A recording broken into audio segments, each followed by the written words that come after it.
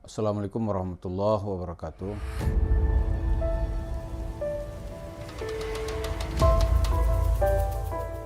Hari kiamat mislihal.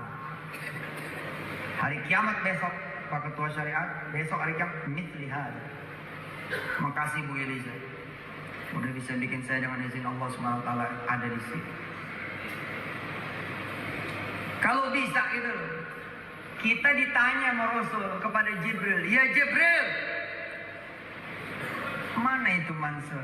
Allah. Jibril bilang, jauh, belakang. Kelihatan gitu. Kemudian Nabi bangun gitu loh. Nabi bangun, ya Jibril, bawa aku kepada dia. Oh yang datang nih, yang bangun, Nabi Muhammad, tempel sama Jibril, waduh, jami'ul malaikati warahumah. Maka semua malaikat tiba-tiba bangun berat gitu. Ini siapa yang dijemput nih? Keren.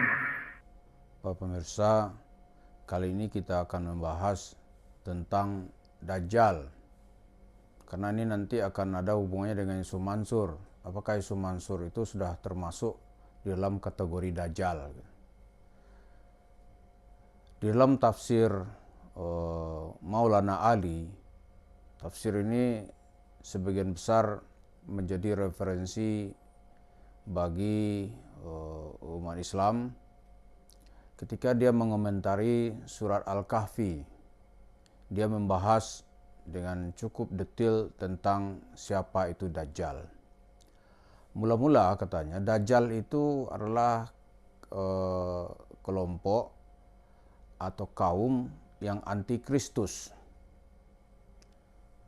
ya kan, yang anti Nabi Isa itu, yang nggak mau memenuhi panggilan dan seruan dakwah Nabi Isa, disebut dengan Dajjal.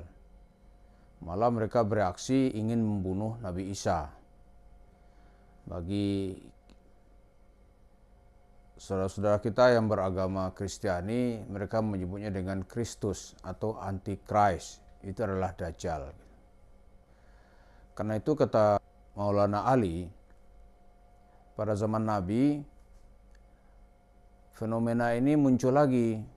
Orang-orang yang melawan Nabi dengan keras, itu disebut dengan Dajjal. Apakah mereka itu berwajah agama atau kaum pagan, itu disebut juga dengan Dajjal. Malah lebih spesifik disebut Dajjal itu adalah orang yang memutar balik kebenaran. Bahkan dia menjual kebenaran itu, menjual kesesatan itu untuk mendapatkan uang. Itu juga masuk dalam kategori Dajjal. Dalam banyak hadis Nabi disebut juga bahwa Dajjal itu adalah sosok penipu yang nanti akan muncul di akhir zaman. Sosok penipu, bahkan dengan ciri-ciri yang lebih spesifik, disebut dengan orang yang bermata satu.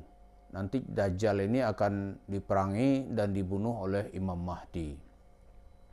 Di sebelum cerita Dajjal besar gitu, ada namanya Dajjal kecil. Dajjal kecil ini terus bergentayangan dengan ciri khasnya adalah penipu, menjual agama untuk kepentingan uang. Ini disebut dengan Dajjal. Karena itu, secara tersirat di dalam surat As-Saff, Allah menjelaskan, bunyi ayatnya meminta orang Muslim di saat itu atau pengikut-pengikut Nabi Muhammad untuk tidak berperilaku seperti Dajjal. Bunyi ayatnya, ya ayyuhalladzina amanu kunu ansarallah. Wahai orang-orang yang beriman, jadilah kamu menjadi penolong-penolong agama Allah. Kama qala Isa bin Maryam lil hawariyin, man ansari ilallah, qala al hawariyun nahnu ansarullah. Fa amanat ta'ifatun min bani Israil wa kafarat ta'ifah. Fa ayyadna alladhina amanu ala aduwihim fa asbahu zahirin. Wahai orang-orang yang beriman, kata jadilah kalian itu penolong-penolong agama Allah. Sebagaimana Isa ibnu Maryam berbicara kepada pengikut-pengikutnya yang setia, yang disebut dengan Hawariyun. siapa yang mau menolongku menegakkan agama Allah. Kata pengikut-pengikutnya yang disebut kaum Hawariyun itu, nahnu ansarullah. Kamilah yang akan menjadi penolong-penolongmu, wahai Isa.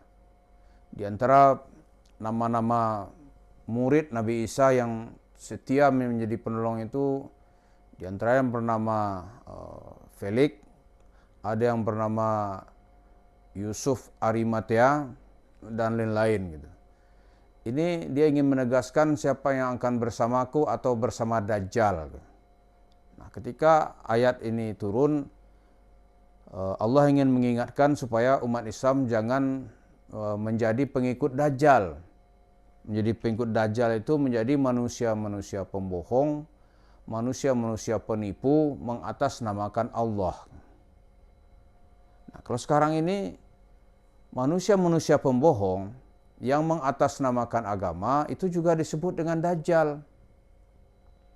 Bahkan di tengah masyarakat kita, Dajjal itu sudah menjadi bahasa keseharian. Orang-orang yang suka berbohong, manusia brengsek, itu disebut dengan Dajjal loh, dasar Dajjal, biasa gitu tuh. Dasar Dajjal. Jadi sudah terserap dalam bahasa kita kata Dajjal gitu. Yang sosoknya seperti disebut dalam tafsir tadi itu adalah manusia penipu yang menjual dalil-dalil agama untuk mendapatkan uang. Nah, itu disebut dengan Dajjal. Dan Dajjal ini ya harus diperangi. Kalau tidak dia akan merajalela, dia akan menggerogoti kekuatan umat ini sampai umat ini bisa lumpuh. Karena itu Nabi membilang kota nanti yang tidak akan bisa kalau Dajjal yang sesungguhnya datang gitu. Itu nanti Imam Mahdi akan diturunkan oleh Allah. Nah, kita memahami fenomena Dajjal ini di tengah-tengah masyarakat kita sekarang dengan banyaknya orang-orang yang menipu. Yang menipu ya orang-orang yang berniat baik dia tipu gitu. Di masjid dia jual cerita-cerita tipu. Tujuannya tidak lain hanyalah untuk mendapatkan uang gitu. Ya, tujuan tidak lain hanya untuk mendapatkan uang.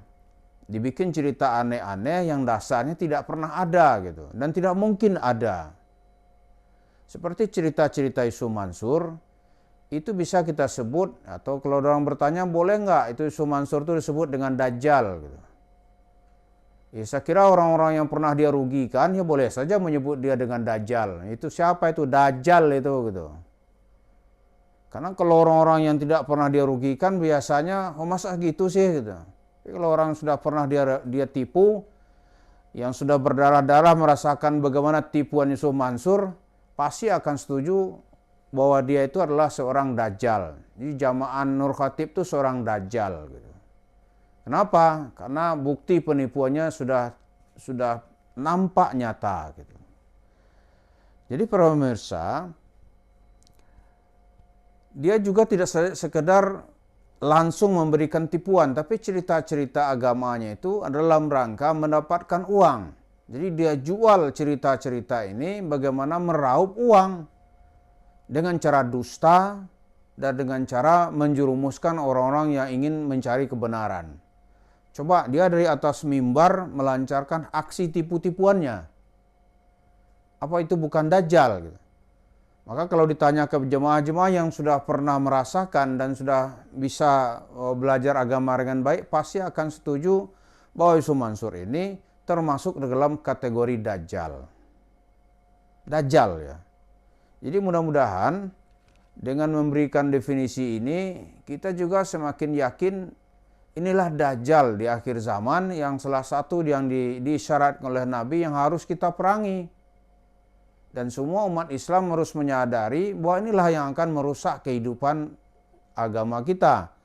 Nah sekarang Dajjal itu akan masuk ke dalam skop yang lebih besar, dia ingin menipu rakyat Indonesia gitu.